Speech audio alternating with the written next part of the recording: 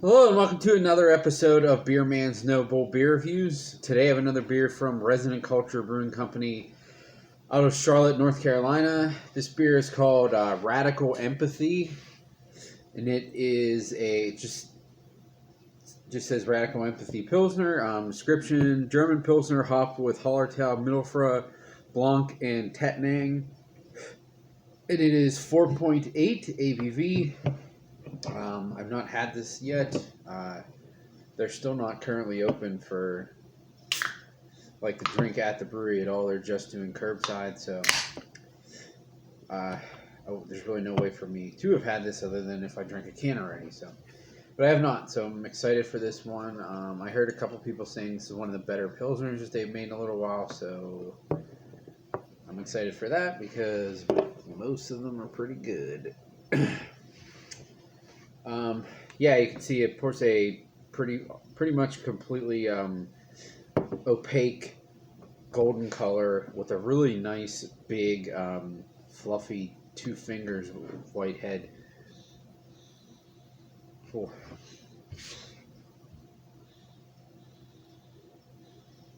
I would say it's for the most part it's like the earthy herbal noble hop character. There is a little bit of like lemon notes in there too. I do get some a little bit of like bread, but it's like darker bread, almost like rye bread, which is weird. I don't normally get that from a pilsner.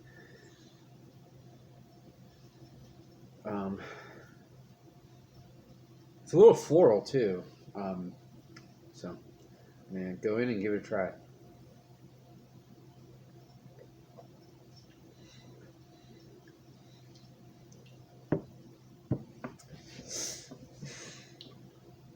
It's interesting. It's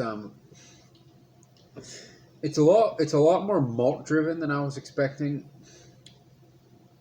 It has a solid bitterness, but it's the hop flavor is muted compared to what I was expecting given the aroma. Because it's almost the aroma is almost like a little bit of skunky too, which is something from the hops, but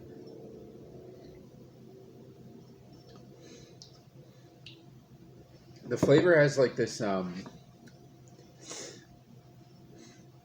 like really dry white grape character that I've gotten that out of other pilsners before, but usually not from these guys. And I always assume that's something from the yeast and the malt and not the hops.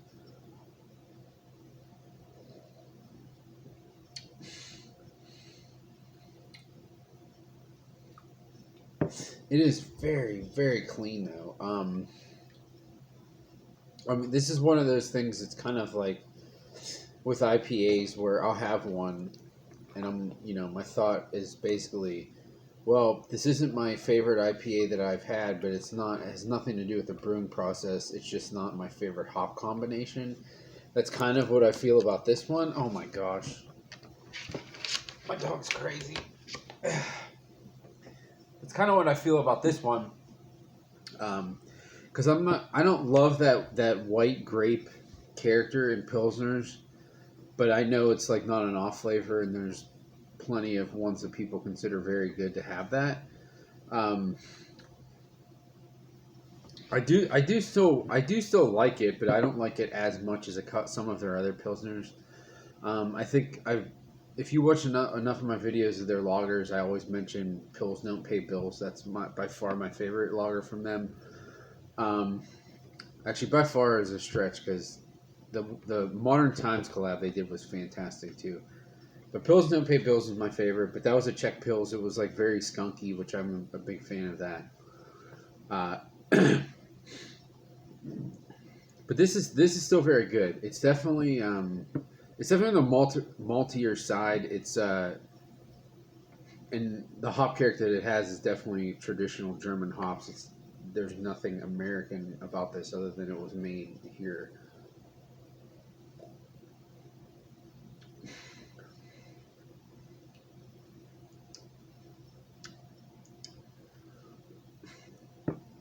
There's something too also with this.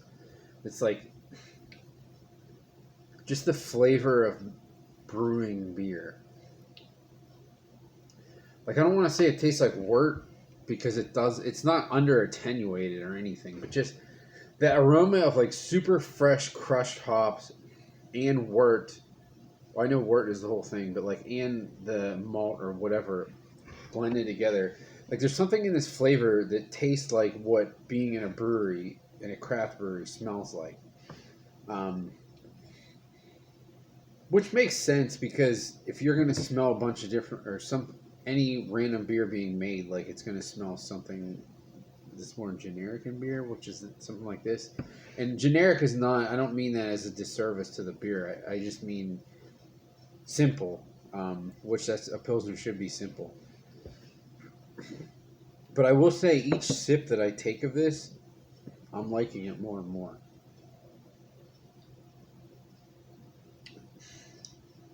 And it's tough because when I do these videos, I don't, I'm trying to take a sip and really pull the flavors out and think about it. But I don't want dead air, and I don't want these videos to last like 20 minutes because people won't watch them. So it's kind of a balance. But I will admit that there's been a couple times where I've rated something and then I drink more of it finish it after the video. And I'm like, man, I like this more than I did when I drank those first like 4 sips or whatever. So it is, but that's just a lesson in these like 2-ounce samples that you get at Shares are stupid.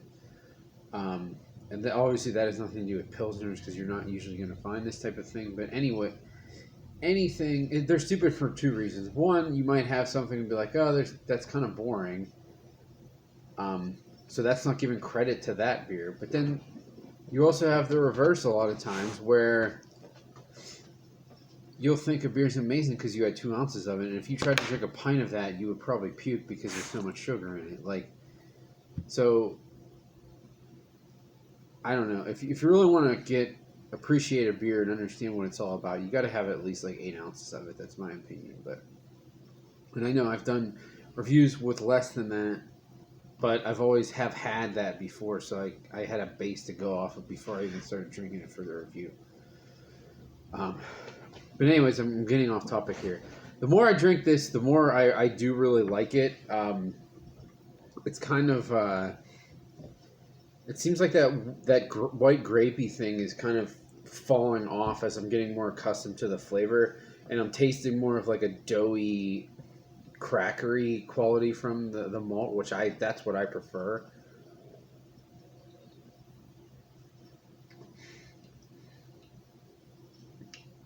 Yeah, that's good. That's good. It's just so weird how the first couple flavors are like because your palate's completely clean, and then you get used to those bigger flavors at the beginning, whether they're good or bad, and then you taste more stuff underneath, and it really gives you. It just makes the beer seem so much more complex, which is awesome.